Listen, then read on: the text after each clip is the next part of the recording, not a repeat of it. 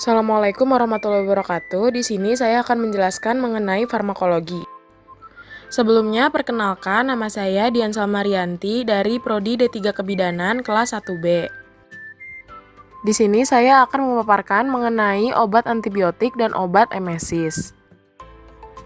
Apa sih antibiotik itu?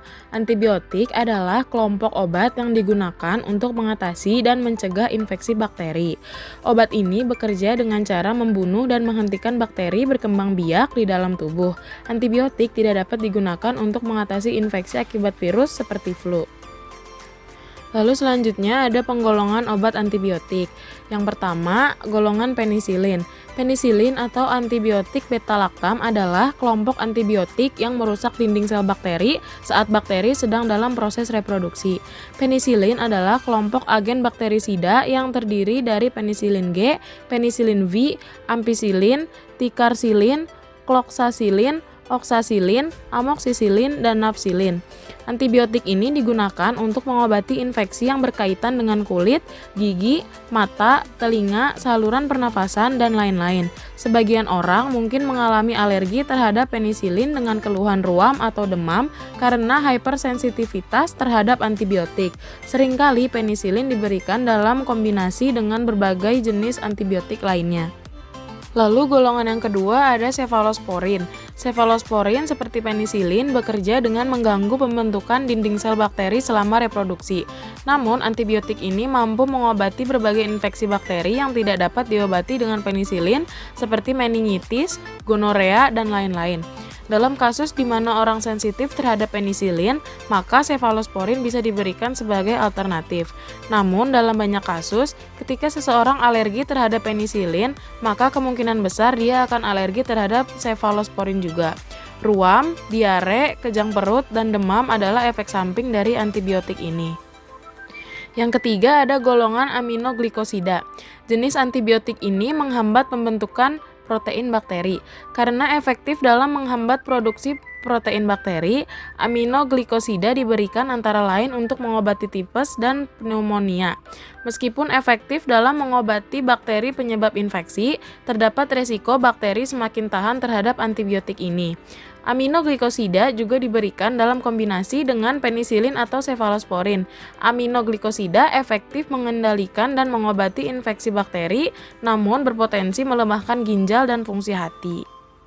Lalu yang selanjutnya ada golongan makrolida. Sama seperti sebelumnya, antibiotik ini mengganggu pembentukan protein bakteri. Makrolida mencegah biosintesis protein bakteri dan biasanya diberikan untuk mengobati pasien yang sangat sensitif terhadap penisilin. Makrolida memiliki spektrum lebih luas dibandingkan dengan penisilin dan digunakan untuk mengobati infeksi saluran pernafasan, infeksi saluran lambung, dan lain-lain.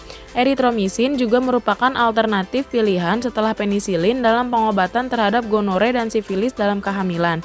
Ketidaknyamanan pencernaan, mual, dan diare adalah beberapa efek samping dari makrolida. Lalu yang terakhir ada golongan kloramfenikol, adalah obat antibiotik untuk mengatasi beragam infeksi bakteri serius, terutama saat penyakit infeksi tidak membaik dengan obat lain. Obat ini tersedia dalam bentuk tetes untuk mata dan telinga, salep mata, tablet, kapsul, sirup, serta suntik. Kloramfenikol bekerja dengan cara membasmi bakteri penyebab infeksi atau memperlambat hingga menghentikan pertumbuhannya. Lalu selanjutnya ada mekanisme kerja obat antibiotik. Untuk golongan penisilin, mekanisme kerjanya dengan menghambat pembentukan dinding sel mikroba, yaitu dengan menghambat pembentukan mukopeptida yang diperlukan untuk sintesis dinding sel mikroba. Untuk golongan cefalosporin, mekanisme kerjanya dengan membunuh bakteri, yaitu dengan cara menghambat pembentukan dinding sel bakteri. Untuk golongan aminoglikosida, mekanisme kerjanya yaitu menghambat sintesis protein kuman.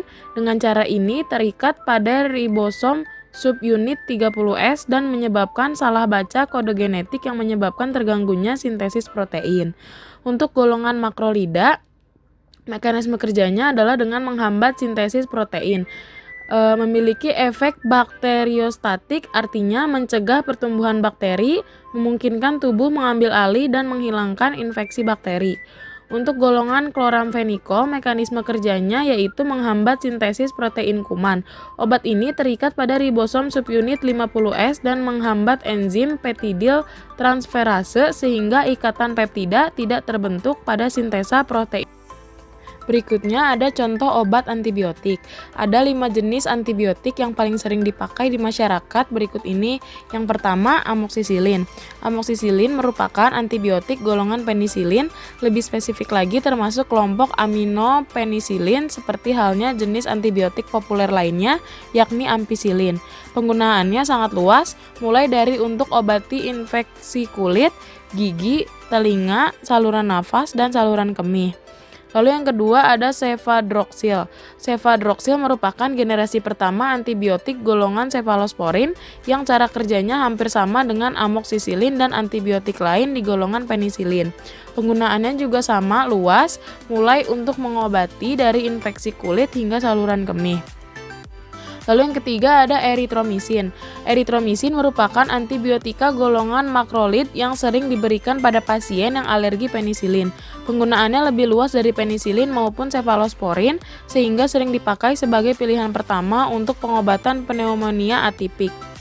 Lalu yang keempat ada ciprofloxacin, merupakan antibiotik golongan fluoroquinolone, salah satu jenis antibiotik paling mutakhir saat ini.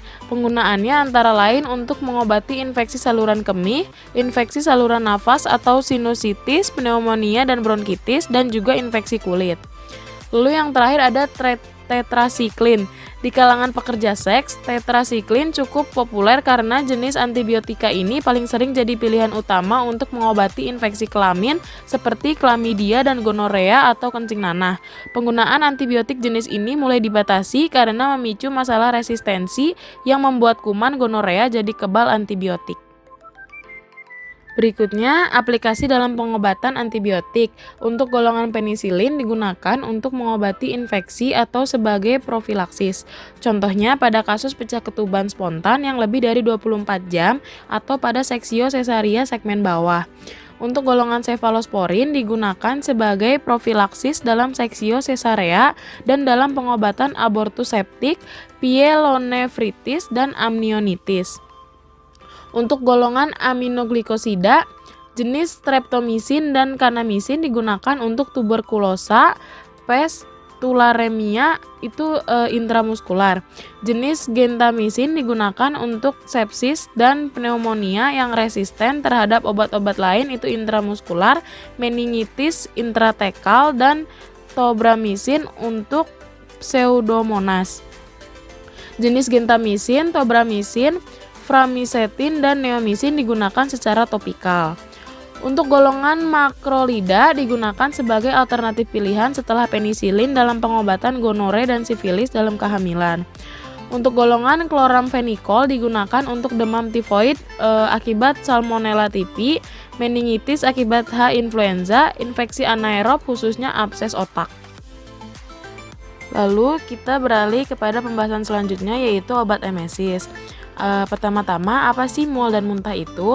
Mual adalah ketidaknyamanan pada perut yang sering mendahului muntah, sedangkan muntah adalah pengosongan dari isi perut melalui mulut. Efeknya yaitu hilangnya cairan dan asam yang seharusnya diserap tubuh atau dehidrasi dan alkalosis metabolik.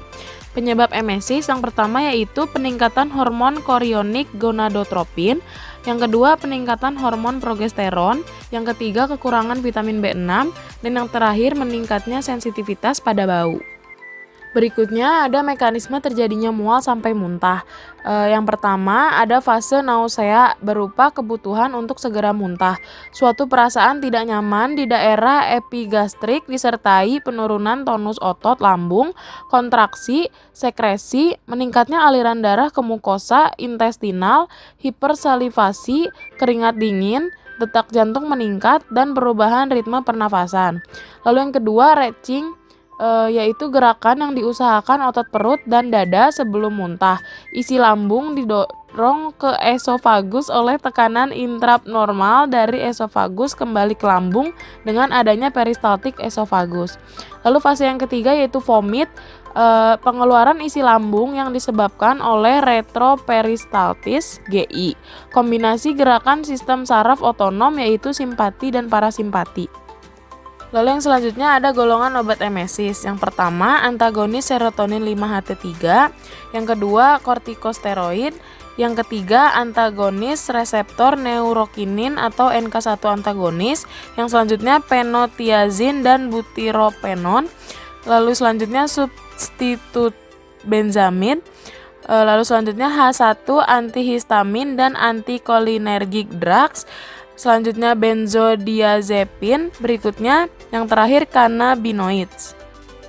Untuk mekanisme kerja obat emesis, untuk antagonis serotonin 5-HT3, mekanisme kerjanya selektif memusuhi reseptor H5-H3, berpusat di CTZ dan perifer di saluran GI. Untuk antihistamin, mekanisme kerjanya blok reseptor histamin di pusat muntah, mempunyai sifat anticholinergic dan memblok reseptor muskarinik. Untuk butyropenon, mekanisme kerjanya yaitu memusuhi reseptor dopamin dan alfa adrenergik. Untuk dopamin antagonis, mekanisme kerjanya tidak selektif memusuhi reseptor dopamin. Untuk mekanisme kerja steroid itu masih belum jelas. Berikutnya adalah contoh obat-obatan yang digunakan dalam kehamilan. Yang pertama ada domperidon, yang kedua ada metoclopramid HCl, lalu selanjutnya promethazine, selanjutnya pratiazine theoclet, dan yang terakhir ondansetron. Demikian pemaparan materi dari saya, semoga dapat dimengerti. Kurang lebihnya mohon maaf. Wassalamualaikum warahmatullahi wabarakatuh.